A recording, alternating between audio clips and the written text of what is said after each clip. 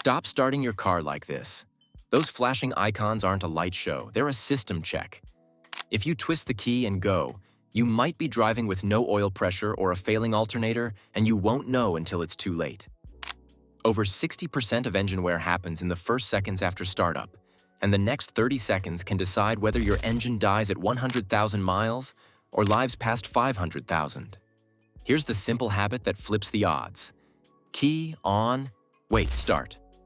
I'll show you the exact warning lights to watch and the expensive failures you'll avoid. Before we move on, please take a moment to subscribe to the channel and like the video. That light show when you turn the key isn't decoration. It's the only heads up you get before expensive damage starts. Those icons pop on because the car is running a quick pre-flight.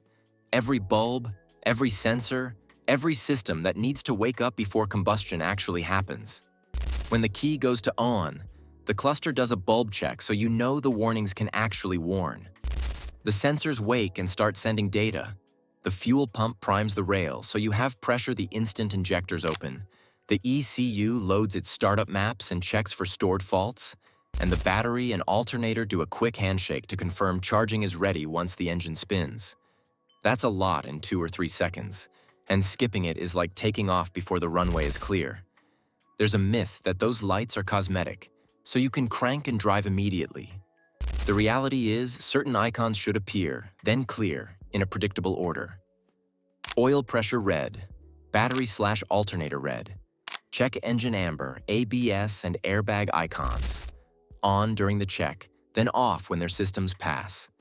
If they don't extinguish on cue, the car is telling you the self-test failed. Turning the key and rolling out anyway means you're gambling with parts that don't forgive. Oil is the first example that bites people. Pumps don't make full pressure at 0 RPM, and cold, thick oil moves slowly. If you blip the throttle or load the engine before pressure stabilizes, bearings and cam lobes run boundary lubrication instead of a proper hydrodynamic film. That's when scuffing happens. You might not hear it today, but that wear sets up rod knock and timing chains stretched down the road. The claim that most engine wear occurs right after startup ties directly to this moment. Cold viscosity and delayed flow work against you until circulation catches up. Now look at the charging light. On key on, it should glow, then turn off shortly after the engine starts. If it stays on, the alternator isn't feeding the system. Drive like that, and the battery alone runs the show. Voltage sags, pumps slow, ignition weakens, and the ECU struggles. Keep going, and you can drop low enough to stall at a light, or spike the system and cook modules when the alternator fails erratically. A $5 warning bulb just saved you a $1,000 electronics bill if you pay attention. Modern ECUs also enrich the mixture on start to keep the engine stable. Stabbing the throttle or throwing it in gear immediately confuses fuel trims before sensors settle. Overfueling can wash the thin film of oil off cylinder walls, which accelerates ring and bore wear. Let the ECU finish its handshake with the sensors, and you avoid turning a simple start into a slow, hidden failure. Here's the payoff you're about to use every day. You can read those key lights in under 5 seconds and stop most of these failures before they start. Key to on. Count a heartbeat, watch oil, battery, check engine, ABS, and airbag illuminate, then wait as they go dark. Start only when the check sequence completes. After the engine fires, those same warnings should stay off. If any red light lingers, you don't drive, you diagnose.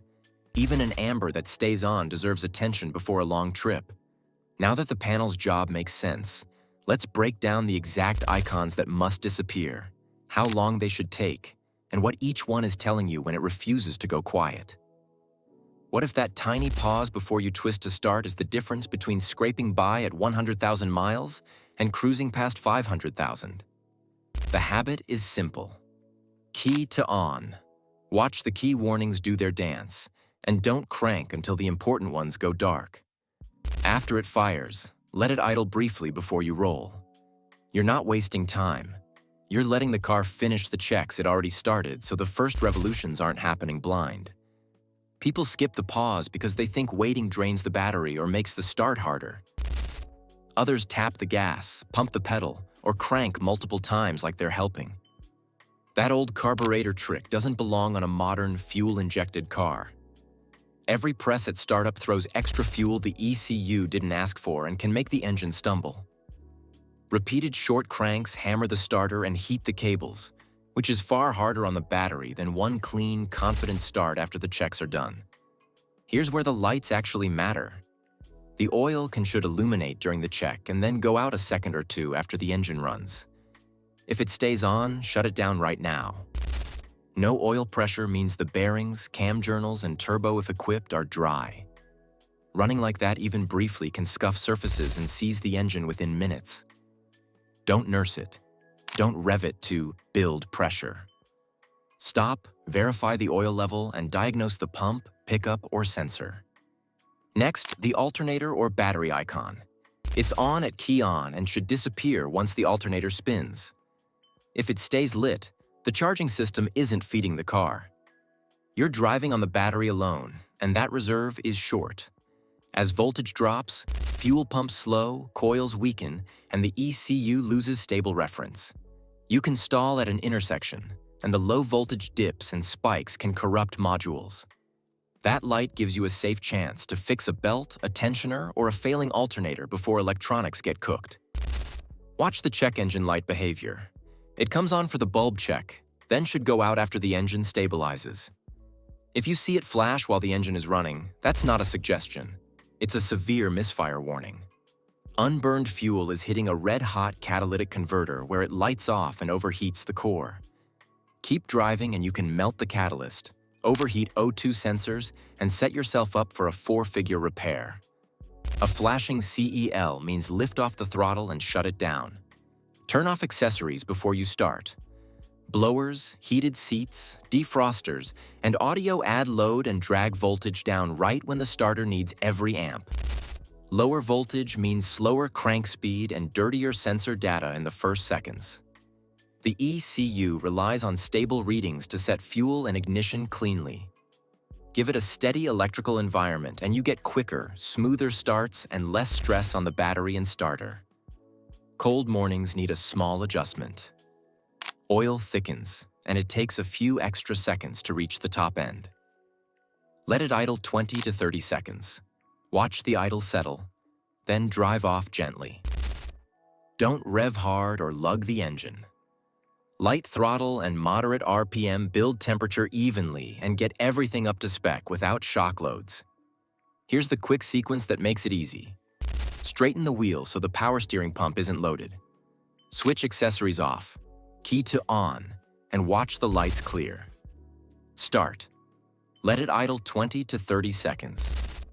Roll out smoothly. If any red warning stays on, stop and diagnose before you go. You've got the habit now. Treat that dash like a go or no-go gate and you'll dodge the failures most drivers never see coming.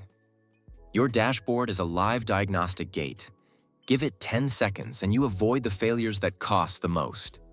Those icons aren't decoration. They flag oil pressure loss, charging issues, and problems that turn into $1,000 repairs if you rush. Starting tomorrow, practice key on, wait, start for a week. Note which lights turn on and which go out. If any red warning stays, don't drive. Get it checked first. That pause protects your engine when it needs it most. Small habits at startup pay back for years. Guard the first 30 seconds, and your engine returns the favor for the next 300,000 miles.